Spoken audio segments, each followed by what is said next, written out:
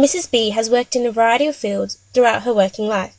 She has volunteered on disability camps, been a teacher, and worked both in Australia and overseas.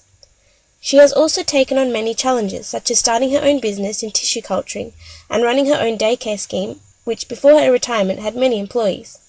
Now in retirement, she spends much of her time involved in various volunteer organisations, such as organisations for the poor children overseas and teaching English to migrants. Now, to look at the major events and changes in Mrs. B's life, this video will use the PEOP model. The first major change in Mrs. B's working life came after she married. At that time, women were not allowed to work in government jobs after being married. Mrs. B had to quit at age 22. She then moved to Singapore with her husband, where she was able to continue with her career. In this change, there were negative impacts by the social and economical systems, as well as the culture and values of the time that necessitated the change. The second major event was at a time when Mrs. B owned a wildflower growing business. The business was hit by hard times and she was forced back into work. Not wanting to return to teaching for various reasons, she looked for other employment opportunities. She stated that this was a tough time for her and that her spiritual beliefs had a large positive influence in enabling her to continue to be positive and survive through these tough times. This is when she started in family daycare. The third major event was retirement. She found this very difficult. With the sudden loss in occupation, she found that she was very bored. This resulted in her working on and off for the next 5 years until she became involved in volunteer organisations, which are her major current occupation. As you can see, all of these events impacted her ability to perform in her occupations. Both the intrinsic and extrinsic factors can be positive influences or have a negative impact. Having children would be a big impact on why I didn't work as well. I really did want to stay home and look after my own children, and that's why I did family daycare, because I wanted to go back to Singapore, but I didn't want to leave my own children. I didn't really want to. I'd had that experience as a relief teacher, and I thought teaching is different now to what it was when I was teaching.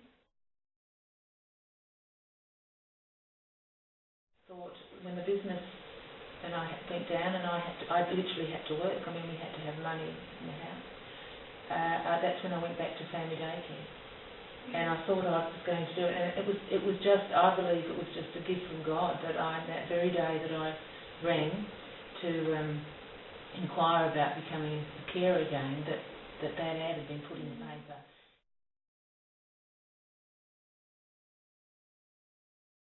I found that when I had retired, I missed the challenge of it. You know, there was a great challenge in starting your own scheme, and just the responsibility of it. I think there are leaders of people. There are people who want to take control, and probably one that likes to take control. And so I enjoyed it.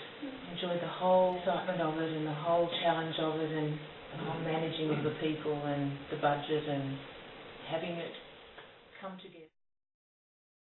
Mrs. B stated that in her opinion work benefited her in many ways throughout her working life. Some examples are the social aspect of work, enjoyment, learning new skills, and the sense of achievement from taking on new challenges. On this slide you can see some of the benefits each job gave her. Schittner suggested that work can often place a large strain on families, but Mrs. B integrated her work and family to reduce this impact. The type of work and employment allowed her to integrate her family life with her work as a mother with young children. As a result, she enjoyed working at this stage of her life largely without the side effects of frustration and stress of trying to adhere to the growing idea that women should be nurturing in the home and have an income from full-time employment. She cared for her family's children and was able to bring and care for her own children at the same time. During her time in Singapore, the school hours allowed her to work in the morning and spend time at the home in the afternoons. When self-employed at the wildflower shop, her children would help out. Schittner particularly found that health effects of employment depend significantly on how well it is configured with the other aspects of family life and fit between the worker's preferences and obligations.